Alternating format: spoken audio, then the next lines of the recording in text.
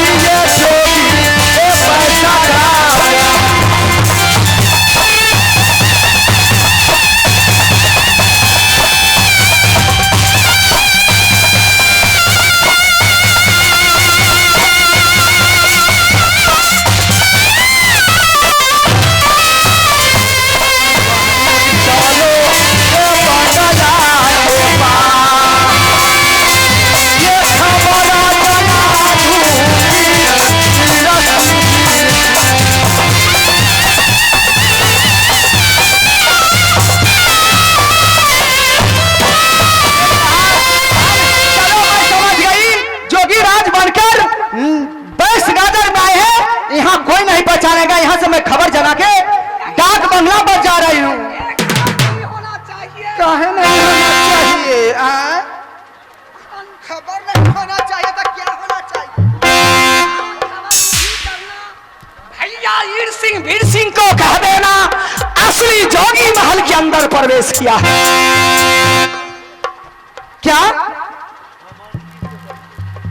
जोगीराज को खोल कर मैं दिखा दूं?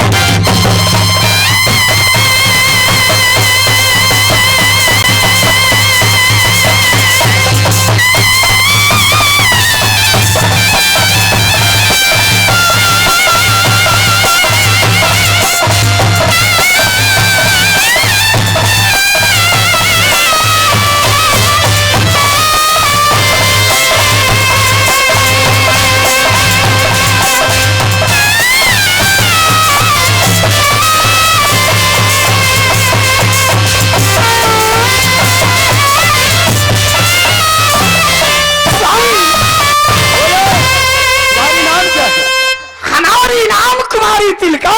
सुनो, तुम्हारे पिताजी का क्या नाम है? पिताजी को नाम बूढ़ा मदन सिंह है। भाई का क्या नाम है?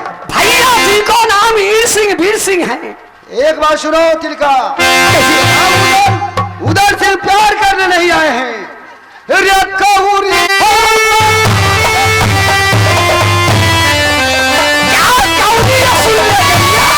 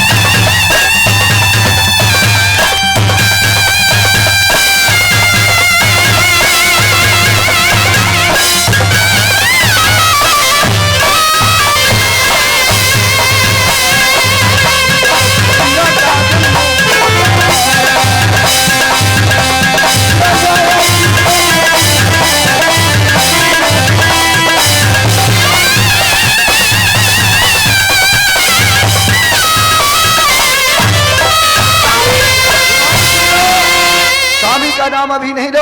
क्या? ये बताओ, 12 बरस से कौरी तुम्हारे पिताजी तुम्हारे भाई सिंह वीर सिंह रखा है पृथ्वी चौहान सिंह को। केवला एकाउनों का छतरी बैठा, वहां पाकल बिरा पान लगा था। अच्छा, मैंने उस समय कहा कि जो पान का बिरा पर शर्त है, जो पान का बिरा चबा जाएगा उसको मैं एक बात कहूंगा। मैंने पान को बिरा चबाया। अच्छा, वहां का राजा लोग पृथ्वी चौहान सिंह कहा कि वीर सिंह बुढ़ा मदन सिंह 12 बरस का कौड़ी बाकी रखा है। वो अपने रोब शान से, अपने ताकत की बलवान से कौड़ी नहीं डाल लाते हैं। अभी तक मैंने साथ कौड़ी बाकी है। मैंने वह बिरा पान चिबा गए, वहां वादा बनाए कि मैं असूल करके लाऊंगा। रानी सुनो, कहिए। मैं कौड़ी लाने आए हैं। शादी कर देना। शादी किसको का नाम है? हमसे। दो शादी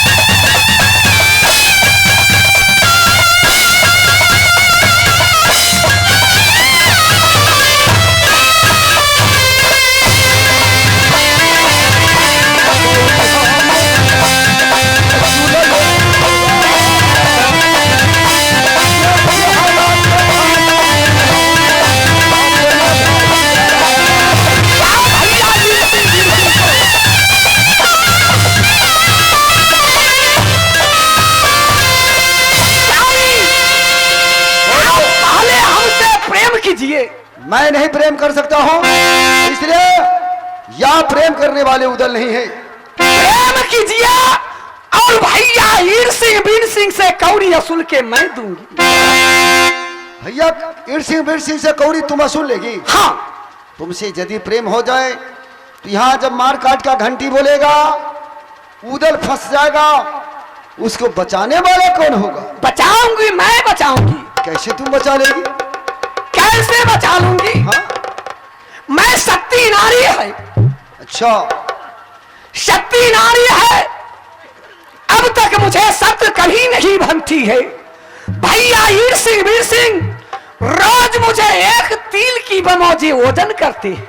सही बात माना, लेकिन जिस समय में तुम्हारे भाई सहोदरा से संग्राम फंसेगा, उस समय में मददगार तुम किसका होगा? आपको होंगे। झूठ बोलती है। नहीं स्वामी, आप कसम खिला सकते हैं। मैं कसम क्या खिलाऊं?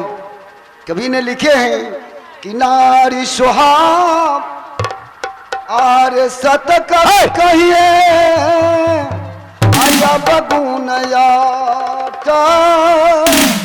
सदा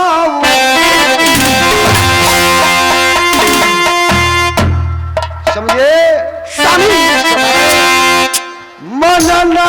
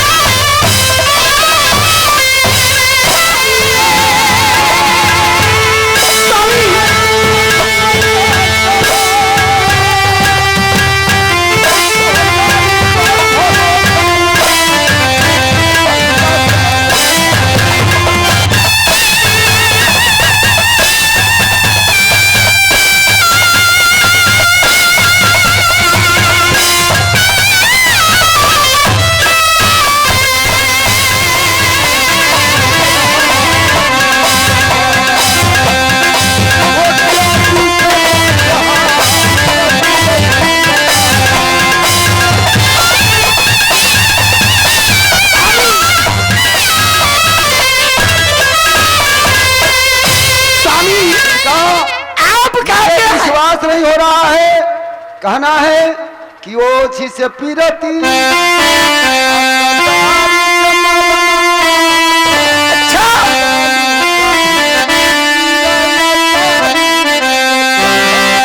स्वामी आप जो कहते हैं ओछी से पीरती कटारी से मारना, सही बात है। नारी का कभी विश्वास नहीं करना चाहिए। हो जहाँ तो है न हो स्वामिया,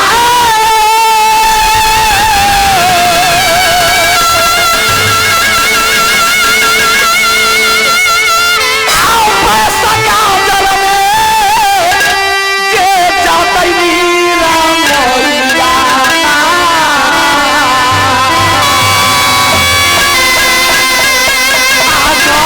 छोड़ो स्वामी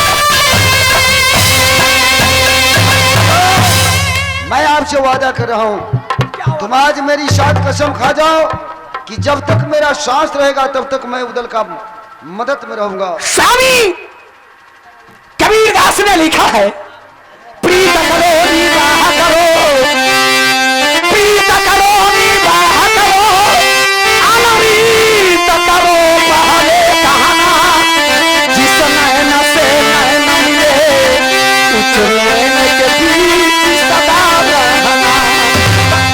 प्रीतम जैसा कीजिए, प्रीतम जैसा कीजिए, जस को बनाती रही, होत से छूटे नहीं, जाए जीवन की संग। बाबूजी के सिर पर बाजर दे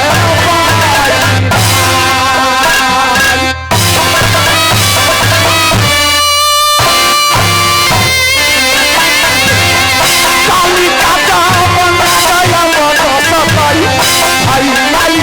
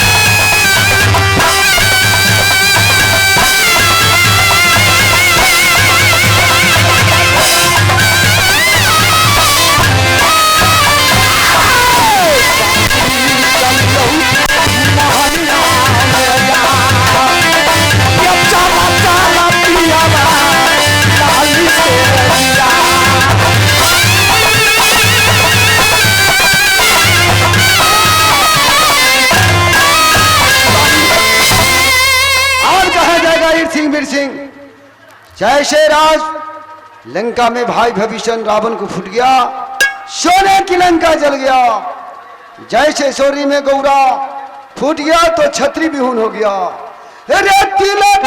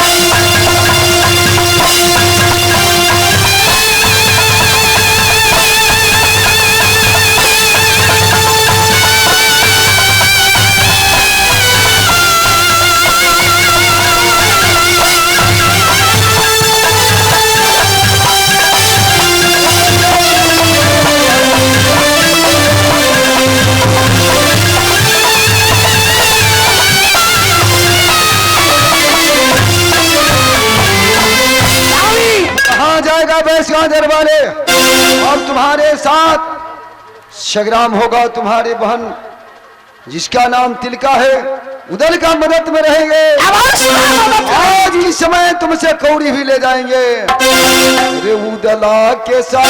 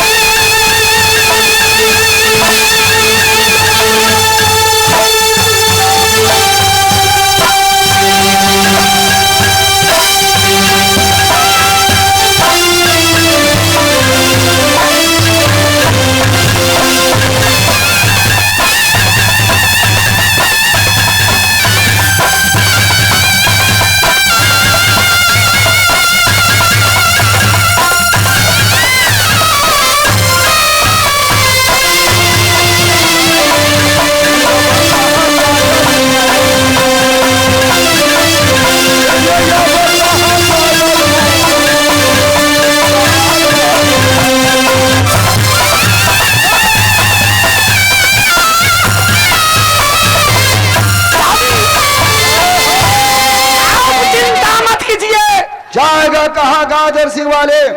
चलिए मेरी सात पलंग के पास, कितना लड़ेंगे भैया हीर सिंह वीर सिंह, कौड़ी अवस्था में असुल के देने वाली, लेकिन मेरी साथ चलिए पलंग की पास। कौड़ी तुम वसूल करके दे देगी। हाँ, जिस समय में तू गाजर को कौड़ी वसूल लेगी, तुम अपने भाई को साथ मुकाबला करेगी। रे मोहब्बत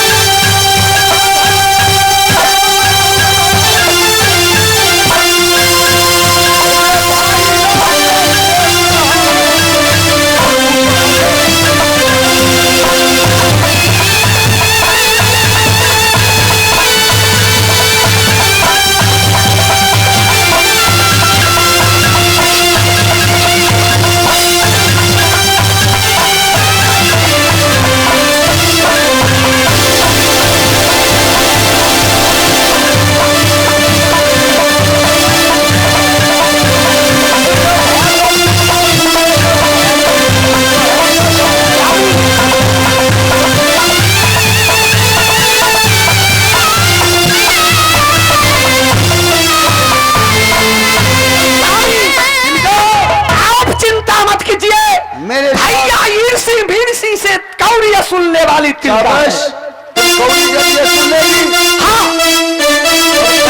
कौड़ी वसूल करके तुम भाई से वसूल लेगी, तो मेरा आश्वासन है कि मैं भी तुम्हारे साथ वचन कर रहा हूं। लेकिन स्वामी, सबसे पहले जो कोहबर के विध होती है पूरा कीजिए। कौड़ी वसूल करके ले चलेगी तो महाबा के महारानी तू बनेगी। हाँ स्वामी, अवश्य मैं ऐसी होंगी। चलो वसूलेगी तो मैं आइए बार बार भागती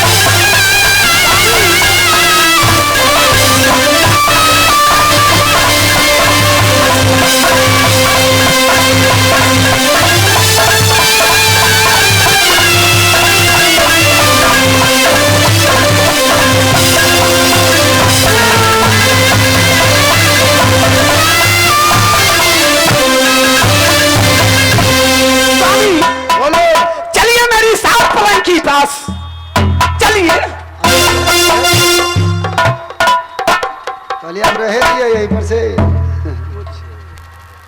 हेलो, और होते कि रह दिए बढ़ा दिए। यहाँ सब खरा जे बेलची से अहों सब